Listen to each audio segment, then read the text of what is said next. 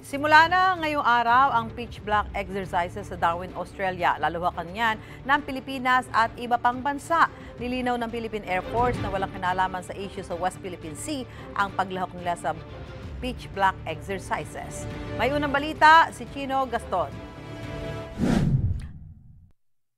Sa unang pagkakataon, magdadala ang Pilipinas ng sariling fighter jets sa Pitch Black Exercises 2024 na gagawin sa Darwin, Australia.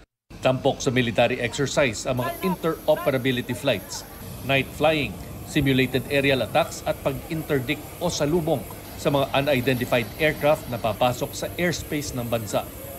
21 mga bansa ang magiging kalahok sa Pitch Black 2024 exercises na gagawin dito sa Darwin Air Base sa Darwin, Australia, kung saan nagpadala ng malaking contingent at mga FA-50 fighter jets ang ating Philippine Air Force. Dito, inaasahang magpapakita ng galing itong mga fighter jet pilots natin at mabibigyan din sila ng pagkakataon na ikumpara ang performance ng ating mga fighter jets kumpara doon sa mga mas makabagong aircraft mula sa ibang bansa.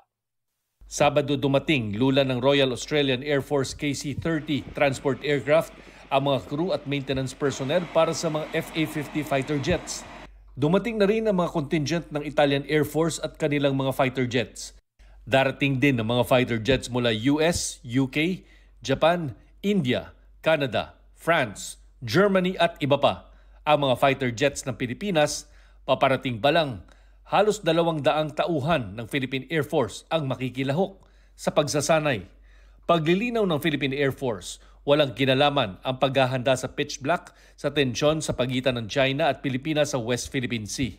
Sa mga nangyayari ngayong issue o concern, lalo na sa ating rehiyon, ito ay hindi directly involved doon sa issue na ito. Dahil wala pa man iyon, matagal na tayong lumalahok sa mga ganitong exercise. Nagkataon lamang na ngayong taon na ito o iterasyon ng Pitch Black 2024, naglayo na tayo na sumali, nakasama ang ating mga eroplano.